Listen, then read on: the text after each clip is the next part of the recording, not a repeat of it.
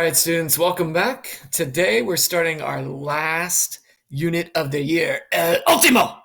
It's called The Man in the Water, and it's one of my favorite pieces of literature that we're going to read. It's a true story that I think you'll really enjoy, and it's not very long.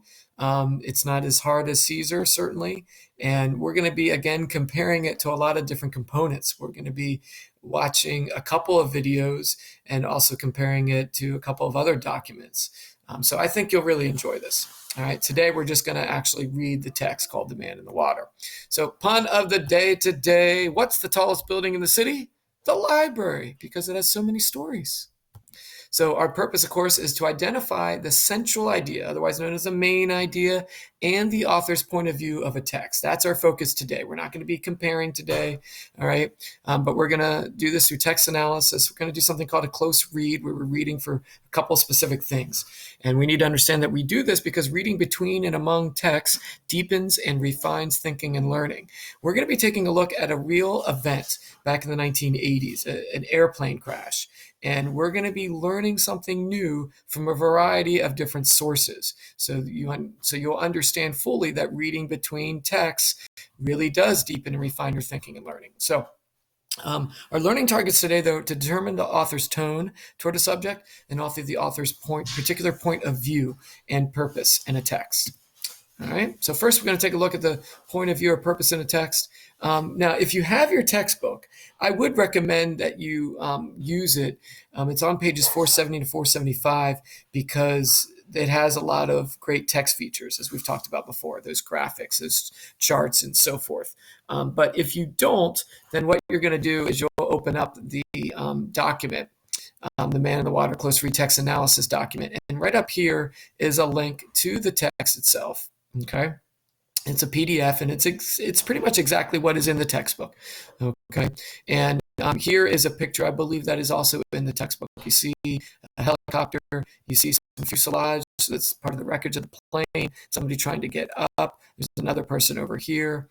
Okay, so if we were to take a look at this text, we're trying to figure out, well, what type of text is it? What is the genre? What is the author's purpose? What is the writer's craft and structure of the article? So you want to kind of, you're not actually reading the text. I just want you to kind of skim what kind of jumps out at you from it. And frankly, a lot of this you're not going to be able to necessarily get just from doing that. Okay, so I'm going to go over that right now. So the type of text, this actually appeared in a magazine. Okay, it's a magazine article. It was found in Time magazine. I'm not sure you would have been able to figure that out. Maybe in the textbook it might allude to that. Okay, so we need to understand that magazines come out infrequently. They're not every day. They might come out once a week. They might come out once a month or once every few months. And so that's always important to understand in terms of how they go about writing a story for their audience. Time magazine at this point came out every week. I don't think it comes out every week anymore. And what you will find is that this is a commentary. You will, as we read through here, the author will use some third person to tell the story, but the author will also use first person. Okay, and there will be a lot of human interest. There will be a lot of emotion, as you can imagine, the drama that will take place. And so this is really kind of like an essay. And so when you think about understanding that, the genre is nonfiction. Okay. And the author's purpose, if you click on that link from that document about author's purpose, when we look at nonfiction, the author's purpose is either to inform and entertain, offer advice and help, involve, or to persuade. So this is a little bit different because we have a commentary. It's an essay. It's meant to build up emotion. Certainly, it's going to inform. Really, this is all about informing and entertaining. Because remember that essay, A Quilt of a Country, right, after 9/11? This is a little bit similar to that.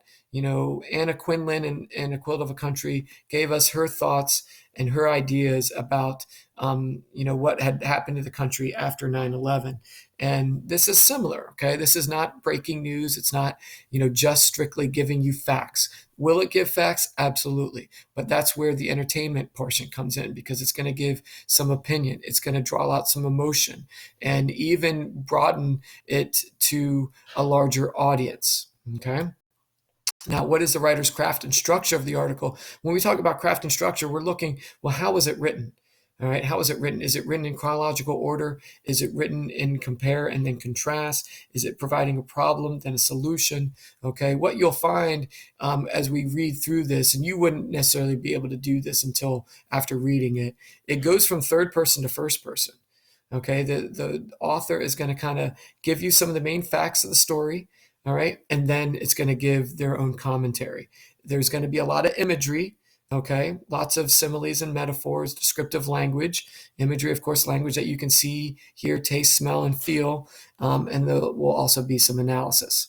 So what we're going to do, we're going to read through, I'm going to read this for you, and I want you to think of yourself as a news reporter. Okay, you're trying to figure out who, what, when, where, why, and how. What actually happened? All right, now, as we recall, when we read nonfiction, the title of any piece of literature always leads us to the main idea. This one's a little bit more vague. It says "The Man in the Water." Right. This is not a newspaper article. If it was a newspaper article, it would, say, X amount of people died after plane crashes and where, right? But it doesn't do that. So it's a little bit different. So we have to play the role of the news reporter and try to figure out, well, who's involved, what happened, when, where, why, and how. Okay. And by doing that, we're going to, jot down some of the text evidence and then list and then paraphrase what it says. Okay, so you're going to be adding to your notes, and you're going to provide the text evidence on the right. So, our main goal is just to describe the event. Okay, so again, let me show you. This is the part of the. So we just did this part. Okay, we're going to come down here, identify who, what, when, why, or how. So actually, you're going to put the text evidence on the left. I misspoke there. All right, just copy and paste directly from the article. Just looking for 3 pieces, and then describe what it says here.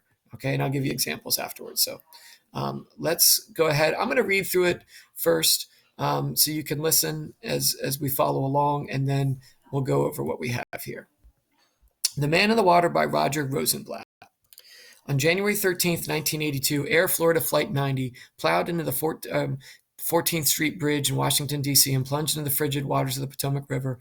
The plane hit 7 vehicles, killing 4 motorists and 74 passengers. Only 6 people survived. This is one passenger story. So what I just read there is really, that would be like a pull quote, or what we call a deck. It's part of the layout, something the publisher put forth. All right, that's one of the text features, okay? And that's really helpful. That hits a lot of the who, what, when, where, why, and how. All right, but now I'm going to read. As disasters go, this one was terrible but not unique. Certainly not among the worst on the roster of U.S. air crashes. There was the unusual element of the bridge, of course, and the fact that the plane clipped it at a moment of high traffic, one routine thus intersecting another and disrupting both. Then, too, there was the location of the event. Washington, the city of form and regulations, turned chaotic, deregulated by a blast of real winter and a single slap of metal on metal. The jets from Washington National Airport that normally swoop around, we're going to stop here.